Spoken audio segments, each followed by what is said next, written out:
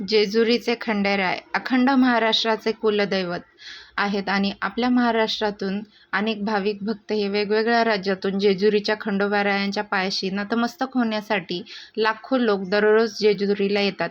खंडोबांच्या नावाचं उंच आकाशात भंडारा उधळून देतात आणि येळकोट येळकोट जय मल्हार असा घोष करतात. अखंड महाराष्ट्राचे कुलदैवत जेजुरी गडावरती विराजमान आहेत.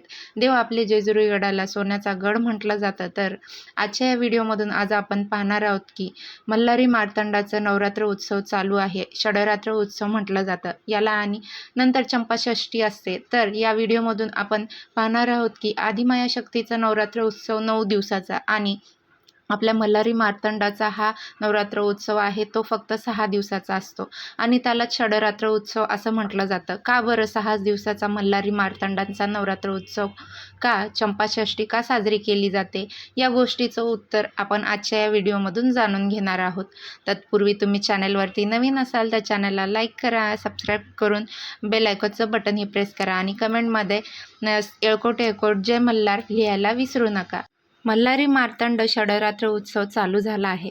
आता मार्गशीर्षातला पहिला दिवस आणि त्यातच म्हणतो आपण खंडोबा देवांचं नवरात्र उत्सव मार्गशीर्ष महिन्याचा पहिल्या दिवसापासून सुरू होत असतं. तर पुढे चंपाषष्ठीपर्यंत हे खंडोबा देवांचा नवरात्र उत्सव साजरा केलं जातं आणि चंपाषष्ठीला घरोघरी खंडोबांची तळी भरतात आणि तळी भरणे हा एक कुळाचार आहे. मार्तंड भैरवांच्या मंदिरात पहाटे 4 वाजल्यापासून तळी उचलतात आणि या तळीमध्ये 5 बाजरीच्या भाकरी यात नैवेद्य ठेवला जातो आणि पुरुष मंडळी येळकोट येळकोट जय मल्हार, येळकोट येळकोट जय मल्हार, येळकोट येळकोट जय मल्हार असा जयघोष 5 वेळा करतात आणि भक्तिभावाने म्हणतात आणि तळी उचलली जाते आणि नंतर त्या तळीमधल्या ज्या भाकरी आहेत त्याचा प्रसाद म्हणून सगळेजण ग्रहण करतात आणि या 6 दिवसामध्ये मल्हारी मार्तंडांना खूप मान दिला जातो. महाराष्ट्राच्या कानाकोपऱ्यातून लाखो भक्त सर्व जाती धर्माचे त्या ठिकाणी येतात आणि मल्हारी मार्तंडाच्या पायाशी पाया पडतात आणि अनेक माणसांच्या मनामध्ये प्रश्न येतो की जास्त करून तरुण पिढीच्या किंवा चंपाषष्ठी का साजरी केली जाते, तर खंडोबाचं नवरात्र 6 दिवसाचंच का असतं. तर अशा तुम्हाला प्रश्न पडला आहे का? तर ह्या प्रश्न जर पडला असेल किंवा तुमच्या मनामध्ये हा प्रश्न आला असेल तर खंडोबारायांचा किंवा मल्हारी मार्तंडांचा अशा अनेक नावाने हे दैवत आपलं प्रसिद्ध आहे. महाराष्ट्रात, कर्नाटकात या प्रदेशातून बहुसंख्य लोक त्या ठिकाणी येतात आणि बहुसंख्य लोकांचं कुलदैवत आहे. मार्गशीर्ष महिन्याच्या शुद्ध षष्ठी ही चंपाषष्ठी म्हणून साजरी केली जाते.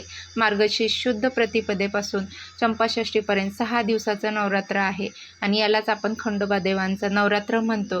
जेजुरीमध्ये हा जो उत्सव आहे तो अतिशय भक्तिभावाने साजरा केला जातो. तर हे नवरात्र उत्सव का बरं साजरा केलं जातं 6 दिवसाचं, आपण थोडक्यात अशी कथा त्यांची आहे ती ऐकणार आहोत. त्यासाठीच नक्की ही कथा स्किप न करता पूर्ण पहा. जेजुरीचा परिसर आपण जेजुरीला गेला असाल तर नक्की पहा.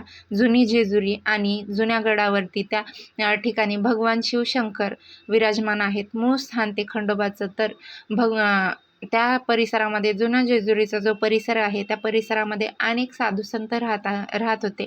साधुसंत त्या ठिकाणी तपश्चर्या करत होते आणि त्याच ठिकाणी त्याच काळामध्ये तो काळ होता कृतयुगाचा आणि कृतयुगामध्ये मणी आणि मल्ल नावाचे भयंकर असे राक्षस त्या ठिकाणी तयार झाले आणि मणी आणि मल्ल या राक्षसांनी ब्रह्मदेवांची घोर तपश्चर्या केली होती आणि ब्रह्मदेवांनी तुम्हाला कोणी मारू शकत नाही असा त्यांना वर दिला आणि तुम्हाला कोणी पराजय करू शकत नाही या वरदानाने हे राक्षस उन्मत्त झाले आणि लोकांना त्रास देऊ लागले.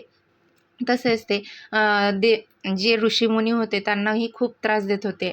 असा त्रास देता देता हे राक्षस जेजुरीच्या परिसरामध्ये आले आणि तो परिसर जुन्या जेजुरीचा जुनागडाचा परिसर आणि त्या ठिकाणी साधुसंत यांच्या तपश्चर्येमध्ये भंग करू लागले आणि त्यांना मारू लागले. त्यांना म्हणू लागले तुम्ही देवांची पूजा करू नका, तुम्ही आमची पूजा करा. आणि त्यावेळी त्या जेजुरी गडावर म्हणजे जेजुरी गडातील परिसर होता त्या परिसरातील साधुसंतांनी महादेवांची तपश्चर्या केली आणि महादेवांची तपश्चर्या केल्यानंतर महादेव प्रसन्न झाले आणि त्यावेळी तिथल्या साधुसंतांनी देवाला सांगितले की देवा हे मणी आणि मल्ल राक्षस आम्हाला खूप त्रास देऊ लागले आहेत आणि नामस्मरण आम्हाला करू देत नाही आहेत, तुम्ही काहीतरी करा. आणि त्यावेळेला भगवान शिवशंकरांनी या राक्षसाचा वध करण्यासाठी मार्तंड भैरव असा अवतार घेतला आणि आता हा भैरव अवतार म्हणजेच फार उग्र, कारण या राक्षसांना ब्रह्मदेवांनी वरदान दिले होते आणि की तुम्हाला कोणी मारू शकत नाही, तुम्हाला कोणी हरवू शकणार नाही.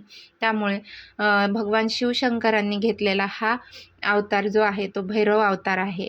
आणि मार्तंड भैरव या भैरवांची एवढी ताकद की काळाची गती थांबण्याची ताकद भैरवांच्या गर्जनेने शत्रू हार मानतो, एवढी भयंकर गर्जना. कारण मार्तंड भैरव हे भगवान शिवशंकराच्या तिसऱ्या डोळ्यातून निघालेली शक्ती आहे आणि तिसऱ्या डोळ्यातून निघालेल्या आगीतून ही निघालेली शक्ती आहे. आणि या मार्तंड भैरवांनी 7 कोटी येळकोट सैन्य आपलं आणलं आणि या मनी आणि मल्ल नावाच्या राक्षसांसोबत युद्धासाठी आमंत्रण दिलं. त्या ठिकाणी दिलं आणि मनी आणि मल्लसुद्धा भयंकर ताकदवान होते. असं महाभयंकर युद्ध त्या ठिकाणी चालू झालं आणि युद्ध चालल्यानंतर मार्तंड भैरवांनी मनी आणि मल्ल या राक्षसांचा वध मनी या राक्षसाचा पहिला वध केला आणि भैरवांनी छाताडावरती पाय ठेवला आणि त्याची छाती फाडली आणि मनी या राक्षसाचा त्या ठिकाणी वध झाला.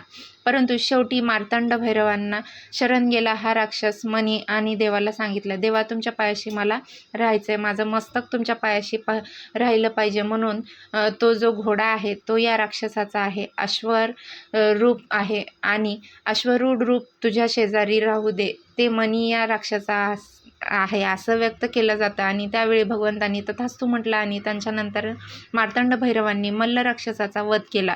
त्यावेळी सुद्धा या राक्षसाचा शरण आला आणि म्हणाला, देवा माझी इच्छा आहे की तुम्ही तुमच्या नावाच्या आधी माझं नाव आलं पाहिजे.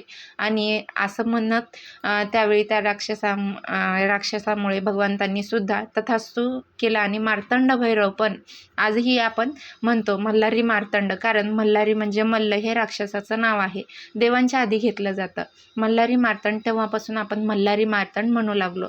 आपल्याला खंडोबाला चंपाषष्ठीच्या दिवशी या दोन्ही राक्षसांना मारलं, तो दिवस म्हणजेच चंपाषष्ठीचा. आणि हे जे घनघोर असं युद्ध 6 दिवस चाललं होतं, म्हणूनच आपण हे षडरात्र उत्सव म्हणून साजरा करतो.